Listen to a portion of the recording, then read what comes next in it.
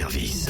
À côté de chez vous, il y a forcément quelqu'un qui fait le buzz. Vers l'infini et au-delà. Oh, qu'il est beau le lavabo. Non, c'est pas ça du tout.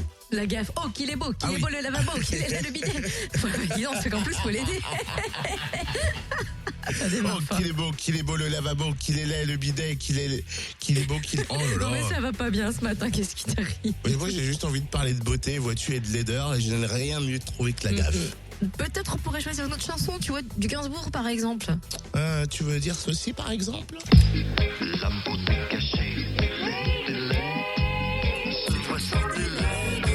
Bah voilà, ça c'est mieux, exactement. Nous voilà donc en mode moi moche et gentil. Non, Totem, c'est moi moche et méchant. Non, mais pas dans l'histoire de Riquet à la houppe, Cynthia. Oh, excuse, faut te suivre ce Ben, matin. suis, hein. Tu n'es donc pas en mode dessin animé, mais conte de Charles Perrault. Ouais. N'est pas le plus populaire, mais le sujet est toujours d'actualité et même complètement dans le vent.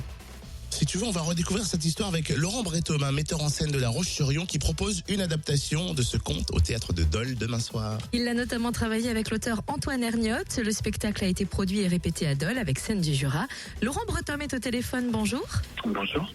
Alors pourquoi réadapter Riquet à la houppe, un conte populaire de Charles Perrault? Vous pouvez d'ailleurs nous rappeler brièvement l'histoire avant? Chez Perrault, c'est une histoire assez simple. Dans un royaume naissent deux princesses, deux fées, se penchent sur leur berceau et annoncent à leur mère qu'il y en a une qui sera très très belle, mais bête comme ses pieds, et l'autre qui sera la plus bête, la plus intelligente du monde, mais la plus moche du monde. Et dans un royaume voisin, il y a un homme un jeune homme qui s'appelle Riquet, un petit bébé, et qui est affreusement laid, qui est né avec une houppette sur la tête. Et les fées se penchent également sur son berceau et annoncent à ses parents que certes, il a un physique extrêmement laid, mais que ce sera l'homme le plus intelligent du monde et qu'il aura un pouvoir, ce qui pourra rendre intelligente la femme qu'il épousera. Et nous, ce conte avec Antoine Hergnotte qui nous a intéressés, on l'a réécrit complètement, mais il nous a intéressés sur la question qui pose du beau et du laid. Et ce qui nous a fait bifurquer de la fable originale, c'est que ce qui ne nous plaisait pas, c'était la morale de Perrault, ce sont les hommes qui choisissent les femmes. On avait envie que ce soit l'inverse, aujourd'hui que ce soit les femmes qui choisissent les hommes. Et puis surtout, on avait envie de poser la question du beau et du laid, la question du point de vue du beau et du laid. Pas simplement de définir les codes, des catégories de ce qui doit être beau, de ce qui doit être laid. C'est une pièce qui aujourd'hui parle énormément et va parler à toute la génération parce que dans une société qui nous impose des codes normatifs, très souvent par le biais du tube cathodique, on se rend compte que chez les adolescents, dès qu'on est un peu trop gros, dès qu'on n'est pas de la bonne couleur de peau, dès qu'on n'a pas les fringues de marque qu'il faut, on est souvent mis à part. Donc ce texte-là, il est là aussi pour ça, pour interroger c'est quoi réellement quelqu'un de beau. Est-ce que quelqu'un qui est extrêmement intelligent et forcément beau, ça dépend comment son intelligence est utilisée. Est-ce que quelqu'un qui, au regard des codes d'une société, n'a pas un physique qui tombe dans les codes de notre société justement, est-ce que cette personne est laide? Pas forcément. C'est tout ça qu'on interroge avec cette pièce et à travers le conte de Riquet à la houppe, qui est vraiment, c'est la base, on a réécrit l'histoire de Riquet à la houppe.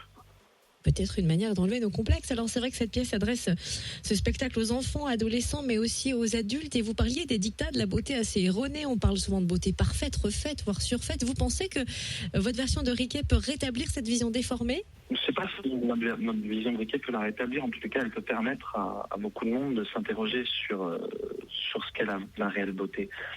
Moi, le lien que j'ai avec Riquet, il est très intestinal, très affectif. J'ai travaillé sur Riquet à la houppe quand j'avais 8 ans, quand j'étais hospitalisé pour des tics spectaculaires. À l'époque, on n'appelait pas encore ça des tics, on appelait ça des mouvements. Et c'est un pédiatre qui m'avait fait faire du théâtre sur Riquet à la houppe. J'étais sorti de l'hôpital et on avait dit à ma mère, votre enfant n'est pas fou, c'est simplement qu'il a un trop plein d'énergie créative en lui, il faut qu'il fasse du théâtre. Et moi, j'ai traversé une adolescence avec des tics et avec 20 kilos de trop, donc j'ai vraiment traversé une adolescence très compliquée. Et je pense que pour tout le monde, je pense vraiment que le texte, la pièce est un petit régal pour des enfants et une leçon de vie pour des adultes, parce qu'elle va vraiment nous forcer à nous interroger sur notre point de vue sur la beauté. Alors le texte est réécrit par Antoine Hergnotte et un plasticien réalisera des dessins en direct. Oui, il y a un dessinateur, plasticien, peintre qui s'appelle Louis Lavedan qui fait un travail extraordinaire et tout est fait en direct. On est vraiment dans un art naïf, dans quelque chose d'assez simple et on convoque sur le plateau des procédés technologiques qui ne sont pas des procédés nouveaux. parce que justement, on en a ras-le-bol aujourd'hui de voir l'utilisation des vidéoprojecteurs, des ordinateurs. Mais on s'est dit, mais pourquoi pas utiliser des procédés, ce qu'on appelle l'épiscope, le blanc d'Espagne, c'est des procédés qui étaient utilisés au théâtre il y a 40 ans. Le spectacle est très très poétique, il y a une vraie belle poésie. Il y a une dimension visuelle fondamentale, par le biais du travail de Louis Davedan, mais pas que, aussi le travail de Régis Abongui, le scénographe, et puis qui a fait les costumes, parce que ce ne sont que des costumes faits en papier et en carton, donc c'est assez étonnant. Et je tenais à ce que, pour l'imaginaire de tous les spectateurs, et surtout des enfants, quand c'est à partir de 10 ans, mais des enfants, des ados, il y ait des images, des visuels très forts, qui permettent à chacune de rêver. Eh ben merci en tout cas, hein, Laurent. Notez que des élèves de l'école Georges Sand à Dole ont enregistré des voix pour Riquet. Plus précisément, ils ont dû enregistrer des insultes. Oh là là, c'est pas bien.